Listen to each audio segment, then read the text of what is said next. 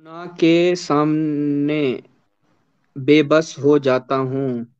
کوئی راہ حل بتا دیں۔ رائے حل یہی ہے کہ اپنی افکار کو، اپنی سوچوں کو اپنے خالق اور اپنے مالک کے ساتھ جوڑیں،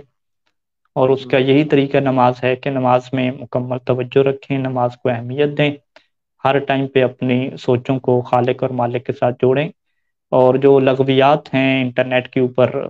ڈرامے اور فلم ہیں، اپنے آپ کو اس سے دور رکھیں۔ دیکھیں قرآن مجید کی ایک واضح آیت ہے کہ جب مومنین کی صفت بیان کی گئی کہ مومن وہ ہوتے ہیں کہ جو اپنی نگاہوں کو جھکا کے رکھتے ہیں، اور مومنات کی بھی یہ صفت بیان کی گئی کہ وہ اپنی نگاہوں کو جھکا کے رکھتے ہیں۔ تو یہاں پہ سید سیستانی دامت العالی نے یہ اپنی کتاب میں لکھا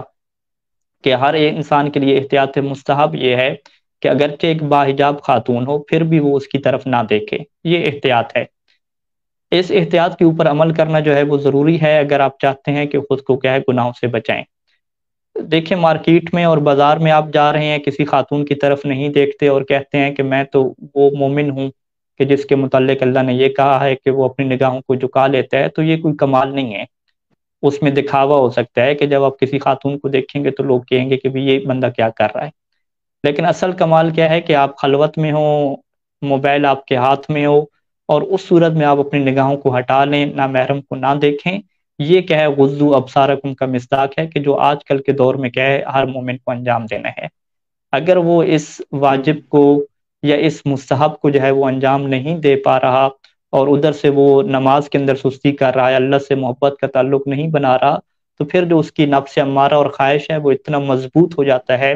کہ وہاں پہ پھر نفس لوامہ جو ہے جو اسے روکنے والا ہوتا ہے اس کی پھر کوئی نہیں چلتی وہاں پہ۔ تو لہٰذا اس میں آپ کو فوری طور پہ اقدامات کرنے ہوں گے، اللہ سے اپنا ایک تعلق مضبوط بنانا ہوگا، اللہ سے مانگنا ہوگا، اللہ سے جڑنا ہوگا، اللہ کی توجہ، اپنے مالک کی توجہ، اپنے مالک کا خیال ذہنوں میں بسانا ہوگا، اور ان چیزوں سے خود کو روکنا ہوگا۔ تب جا کے آپ اس مقام پہ پہنچیں گے کہ وہ جو ایک نفس لوامہ ہے کہ جس کی اللہ نے قسم اس انداز سے کہی ہے کہ ایک واو قسم لگایا پھر لائے قسم لگایا، کہا کہ میں اس نفس لوامہ کی قسم کھاتا ہوں۔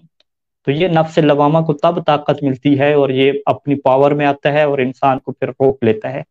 لیکن اگر آپ یہ اقدام نہیں کریں گے اور ایسے ہی بیٹھے رہیں گے کہ کبھی تو وقت آئے گا کہ اب شادی ہو جائے گی تو رک جاؤں گا، دو شادیاں ہو جائیں گی تو رک جاؤں گا، بوڑھا ہو جاؤں گا تو رک جاؤں گا، ان خیالوں میں بیٹھے رہیں گے تو یہ کبھی بھی آپ نہیں رک پائیں گے۔ تو اس کا بہترین طریقہ یہی ہے جو اہل بیت علیہ السلام کی روایات سے آپ کے سامنے ہم نے پیش کیا، اور آج کے درس کا عنوان بھی ہمارا یہی تھا۔